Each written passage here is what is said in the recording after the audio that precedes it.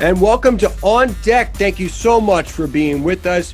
Coming up on our live stream today, we'll look back at an interesting night in Orioles history. It was June 16, 2015 at Oriole Park at Camden Yards. Really a record-setting night for the Orioles.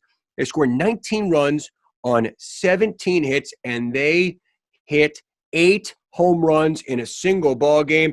It was an explosive night in downtown Baltimore, and we have all of it coming up here today. But right now, I want to bring on my podcast partner and my broadcast partner for that matter, and that is Geoff Arnold, my partner in Orioles Magic, the podcast.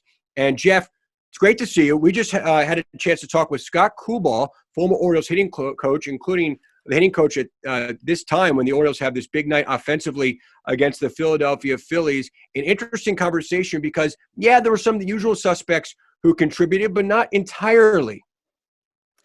That's true, Brett. I mean, they had Chris Parmelee hit a couple of home runs. You had Ryan Flaherty get involved. Manny Machado had a big night. Chris Davis had a monster blast in that game as well. But it was the fact that those homers were coming from a variety of different folks, and they started very, very early with Machado hitting a home run on just the second pitch of the game. It's 0-0 game. Right-hander Jerome Williams for the Phillies out there. Machado hits it to deep left. Manny Machado way back there.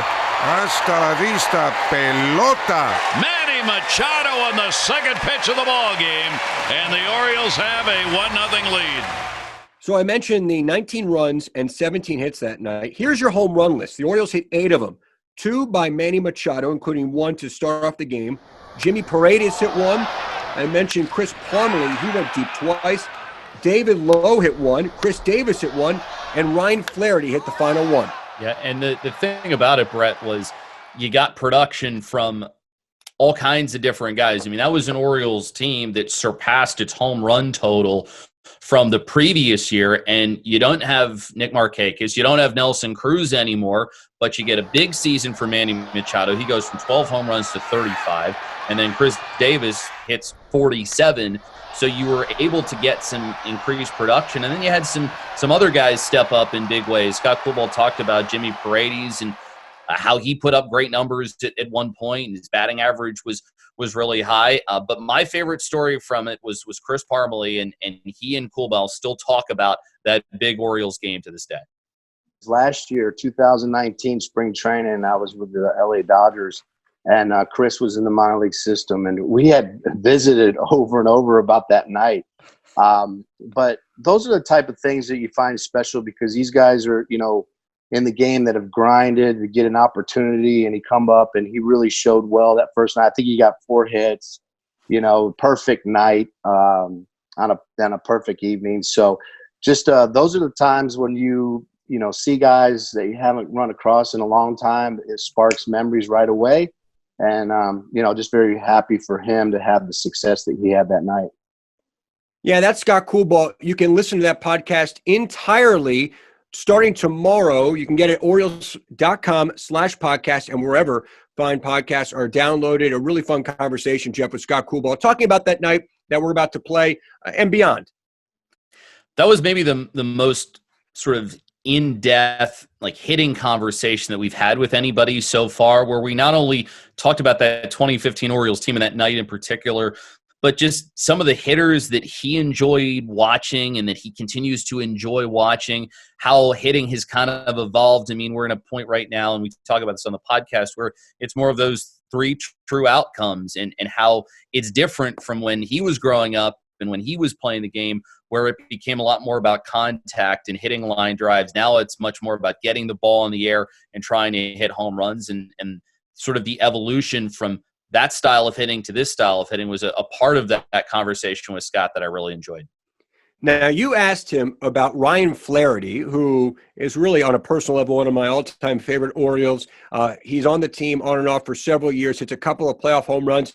And he hits a home run in this game, but it's an unusual home run. It's an important home run for the record books. The 8th home run the Orioles hit on this night. But it's an interesting one. Why, Geoff? It's interesting because it came off a position player. Jeff Francoeur was in the game at the time in mop-up duty, and he gave up the tater to Flaherty.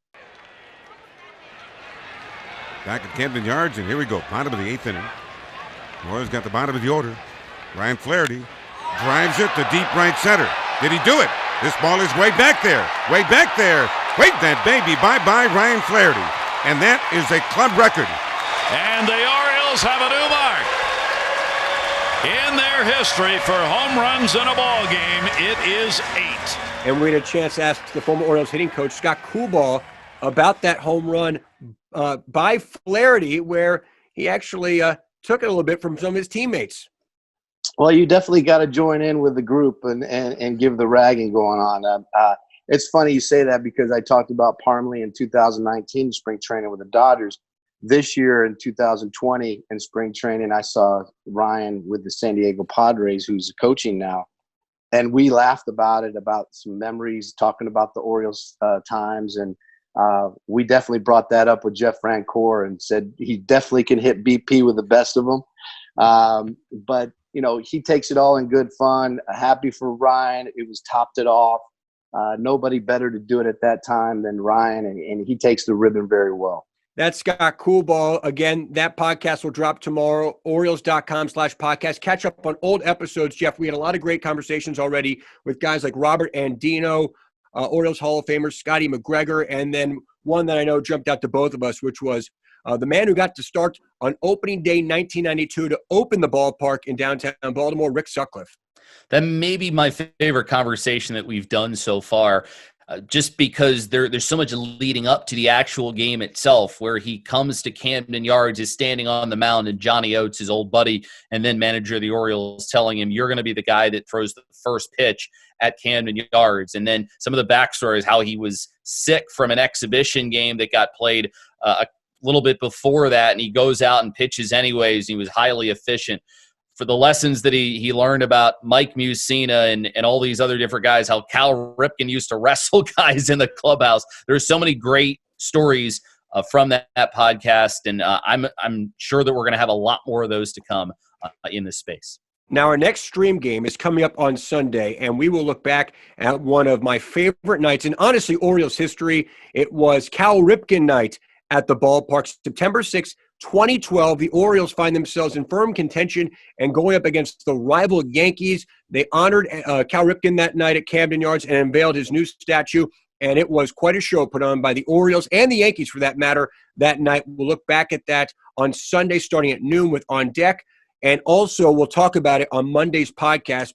Geoff and I back for Orioles Magic, the podcast. I want to remind everyone that it's really an important time to come together in our Birdland community to help those really in need right now. And the best way to do that is to go to Orioles.com/community resources for more information. And you can help donate through our Orioles streams on Facebook and YouTube to important charities and causes out there, including the Maryland Food Bank, to help those really suffering right now through this tough time, not only in our community, but in our country. So we really do appreciate that. But right now, we're going to stream a game that took place in June of 2015, a record-setting power night at Oriole Park at Camden Yards, the Orioles and Phillies, and the ball was flying.